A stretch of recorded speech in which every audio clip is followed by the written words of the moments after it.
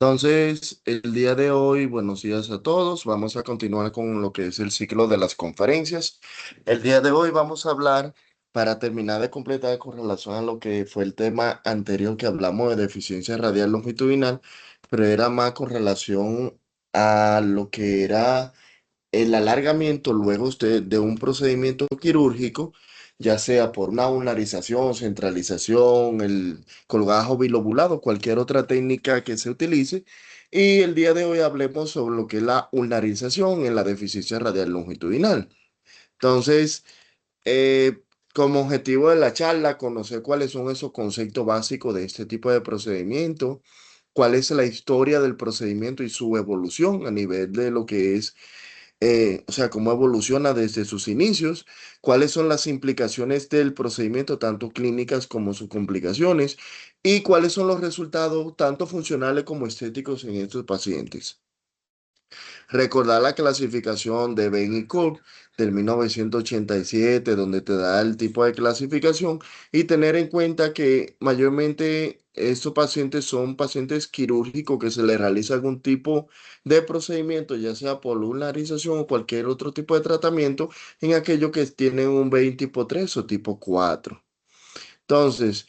recordar ahí mismo Bain, para iniciar de una vez con él, Bain en el 1987, en el 1887 publicó ese artículo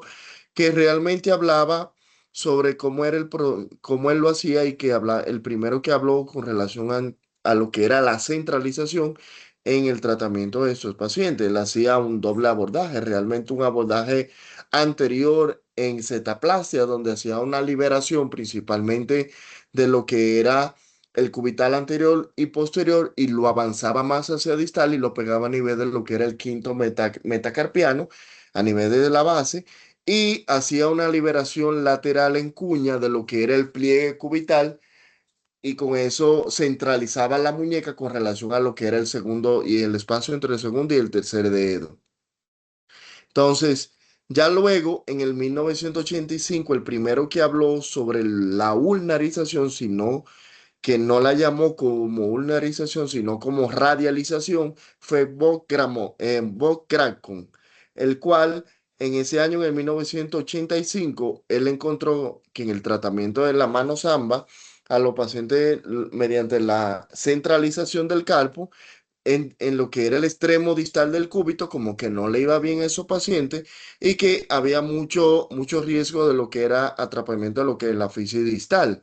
Ya luego lo que era la recurrencia parcial o completa de la deformidad del radio en la mano y la detención del crecimiento distal eran como la secuela común de la complicación y por eso él dio lo que era esta opción como radialización, que ya posteriormente vamos a continuar hablando cómo se le fue conociendo. Encontró que en esos pacientes que se le hacía centralización, que había una tasa de crecimiento parcial con relación a la fisis distal del cúbito en un 11% de los pacientes y con una tasa de recurrencia que volvían otra vez a una desviación en un 7,7% de lo que eran los casos. En ese artículo que él publicó en ese mismo año, no en el mismo año, sino en el 1987,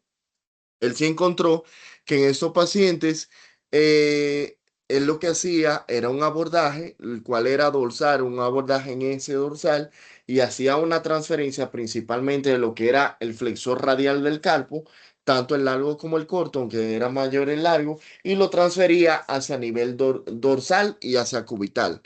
Y aparte de eso, también hacía una liberación a nivel de lo que era medial de las estructuras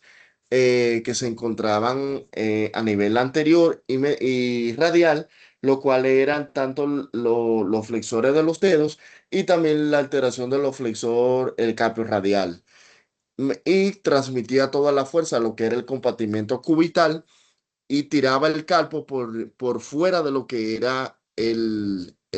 tiraba el cúbito que diga por fuera de lo que era el calpo con relación a la distancia del radio. O sea, lo que transponía era el cúbito y lo pasaba por la cara lateral de lo que es el calpo, que más adelante eso se lo voy a enseñar cómo lo hacía. Entonces, Paley, tomando referencia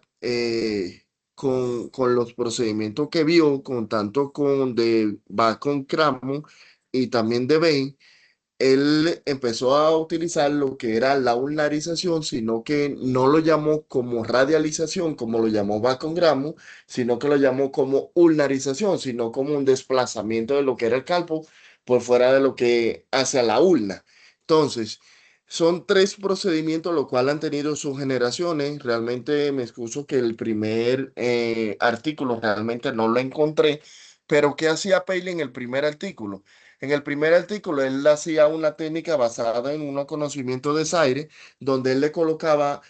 un tutor externo y hacía distalización más tracción de lo que eran los tejidos para corregir lo que era la deformidad y le dejaba el tutor y luego le pasaba un pin central ya cuando estaba corregido y le dejaba unas 6 semanas mucho más con el tutor para tener una corrección. ¿Qué encontró él? Que en ese ulnarización, también llamada G1 o primera generación, él encontraba que los pacientes aumentaban lo que era el crecimiento de lo que era el cúbito y que luego se presentaba una protuberancia por fuera radial, del lado radial, y que ya luego había que corregir y que se presentaba esa deformidad. Ya luego,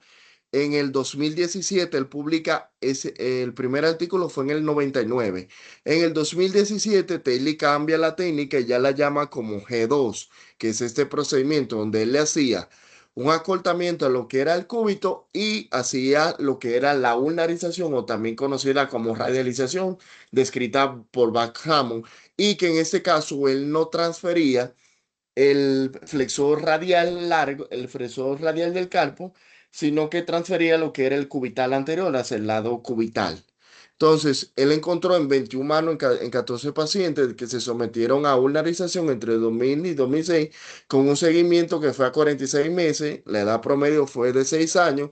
y en esos estudios no se reportó ninguna lesión a nivel de lo que fue la fisis del cúbito. La dorsiflexión de la muñeca pasiva mejoró de un 15 a un 36%. Realmente no fue mucho el mejoramiento, pero sí se logró algo con relación a la movilidad. Y él encontró igual que en esos pacientes el cúbito seguía creciendo porque no se afectaba la física de crecimiento. Y en ese día el 15% desarrollaron una desviación cubital debido a la gravedad posteriormente. Entonces, fue tomado con relación a lo que fueron los conceptos, principalmente la lunarización de Bob Cameron, y utilizó un abordaje volar o un abordaje en cetaplasia para descomprimir lo que eran las estructuras neurovasculares de la mano, identificar el pedículo vascular a nivel de la epífisis cubital, que Bagramo no lo hacía y por eso había muchas lesiones fisiarias, igual que en los procedimientos de Bain, y hacía una transferencia dorsal del flexor cubital del carpo para aumentar lo que era la extensión de la muñeca. ¿Cómo era ese procedimiento? Aquí tenemos el procedimiento de Paley de segunda generación, donde él lo que hacía era, se tomaba el cúbito, ese era como el procedimiento postoperatorio, como quedaba por fuera a nivel de lo que era radial del carpo, la cabeza del cúbito con su físico conservado y se le hacía un chor a nivel de la diáfisis para corregir la alineación.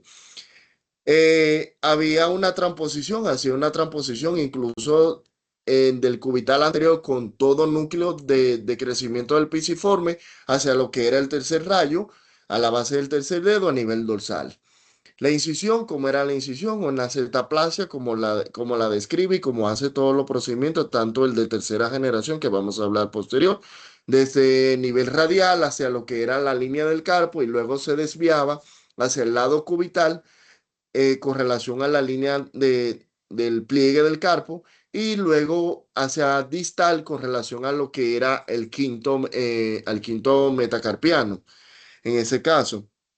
Y en ese se identificaba, luego hacía una disección por plano identificaba lo que era la unión del pisiforme con el cubital anterior, el cual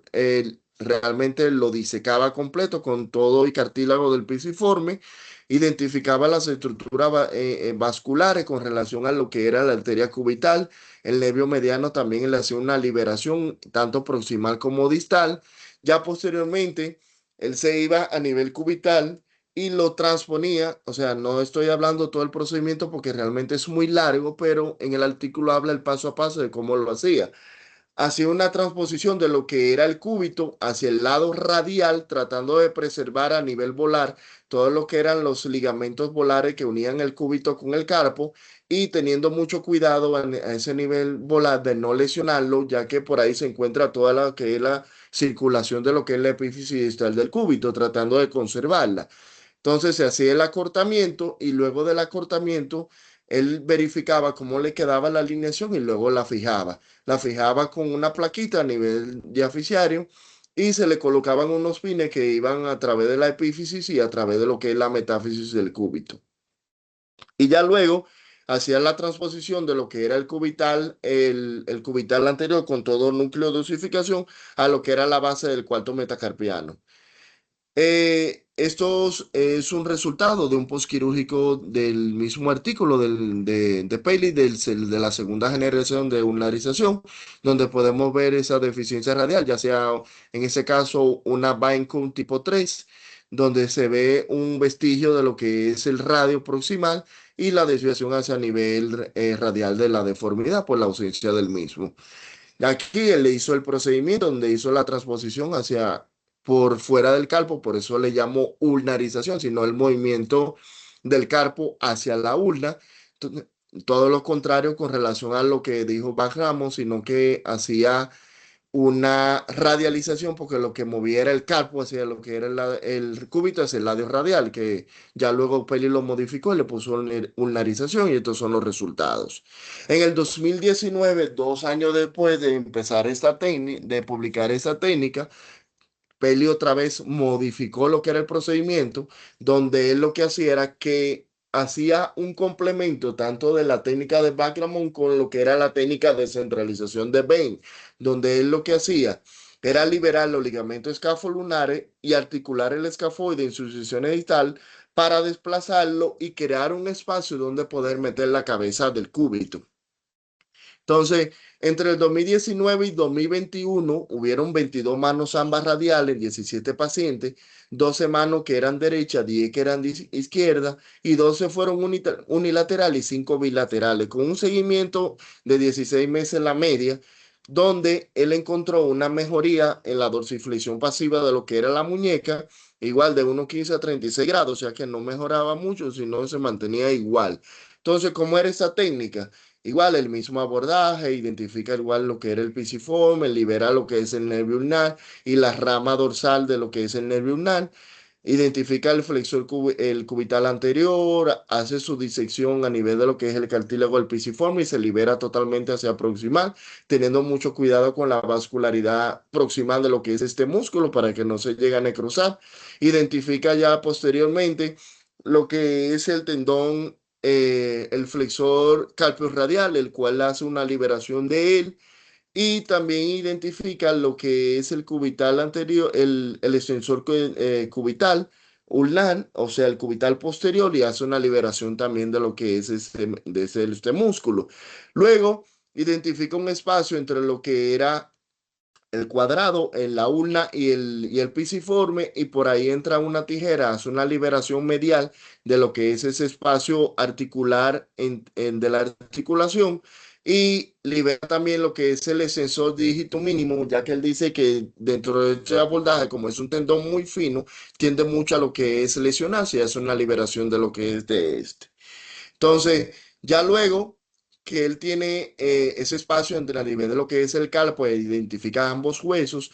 y hace una liberación a nivel de lo que es el escafoide semilunar para poder desplazar lo que es el escafoide y crear ese bolsillo donde poder meter la cabeza cubital. Ya luego de esto, él hace lo que es el acortamiento y fija el cúbito de este retrógrado a nivel de lo que es el carpo y que salga en el espacio entre el tercer y el cuarto dedo, y ya luego coloca ese pin retrógrado a nivel epifisiario del cúbito, toda su diáfisis.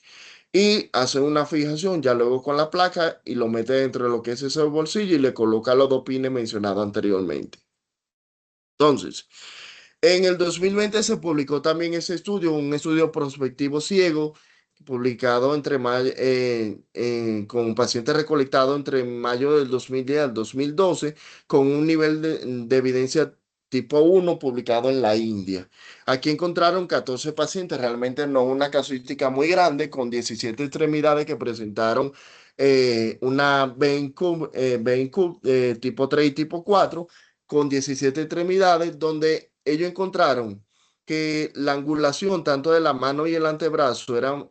quedaban dentro de lo que era mayor de 30 grados, y la limitación de los movimientos y alteración de la física del cúbito era muy frecuente en esos pacientes, que se le hacía centralización con relación a lo que se hacía radialización, o sea, hacían un comparativo entre lo que era la radialización y la centralización. Sí es importante ver que no hubo ningún cambio significativo dentro de la comparación de estos parámetros y el seguimiento a 24 meses, donde sí podemos ver que los movimientos de la muñeca todos se vieron, tuvieron una mejoría, pero se encontraron equitativamente tanto en los dos procedimientos, tanto en la radialización como en la centralización. Y a 24 meses esos valores persistían, mejoraban un poco, pero realmente persistía la alimentación de lo que eran los movimientos de la muñeca. Entonces, en esa técnica publicada en el 2018, ellos hablaban sobre como una técnica nueva que hablaba sobre lo que era como una radialización también, descrita por Bunkov, y con una osteotomía, pero hacían una osteotomía a nivel metafisiario distal de lo que era el cúbito, como una técnica de corrección para esas deficiencias radiales longitudinales, donde ellos decían, esa es la técnica original, la que se encuentra a nivel de la mano izquierda, donde ellos en esta técnica, en la original que la de Bacamo, encontraban que se mantenía lo que era la tensión a nivel radial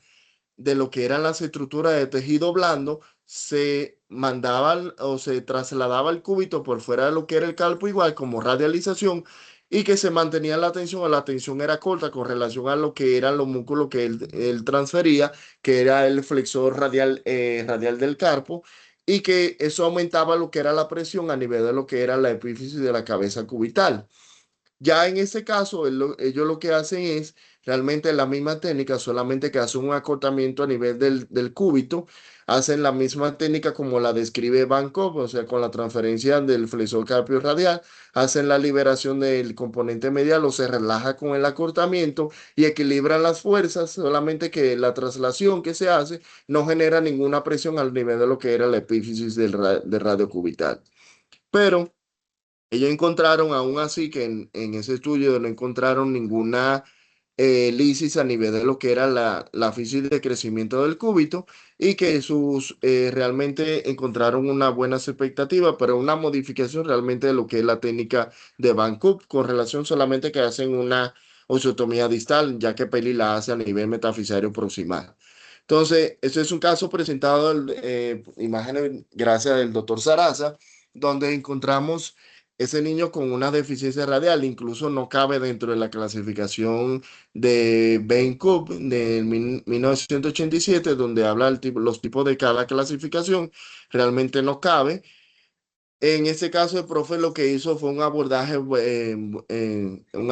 donde ubicó lo que era ese cúbito, lo subió, lo trató, o lo subió lo más que pudo para recuperar altura radial, y con un pedazo de hueso tomado del mismo radio, hizo como un puente entre lo que era el radio y el cúbito y le colocó un tornillo. Esa fue la evolución de dicho paciente, donde se hizo un cross union a nivel de lo que fue esa unión que hizo cúbito radial, y recuperó mucho lo que fue la altura radial de lo que es este paciente.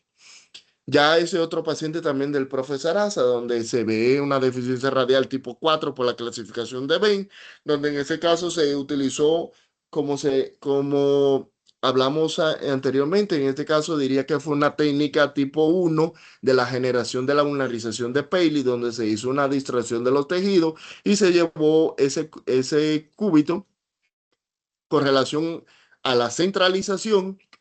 usando como técnica tipo 3 centralizándolo y colocándolo un pin de manera retrógrada a nivel del cúbito con estas evoluciones.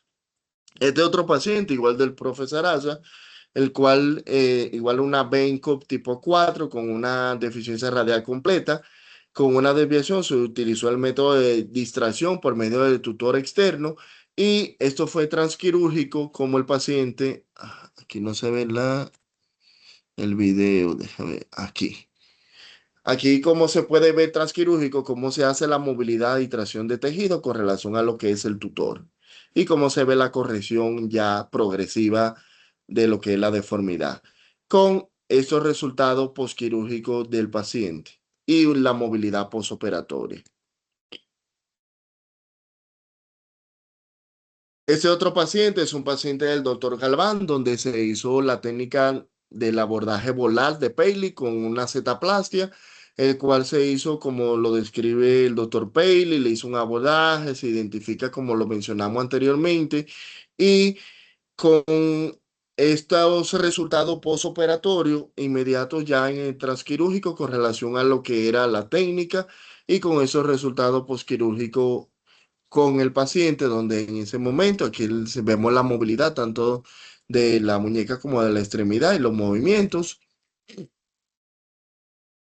Y aquí podemos ver cómo ese paciente puede subirse los pantalones él mismo y se puede abrochar incluso el pantalón con esa mano. Igual con esa mano podría hacer también lo que es utilizar el teléfono y se preserva lo que es la flexión de la muñeca con una limitación de la dorsiflexión.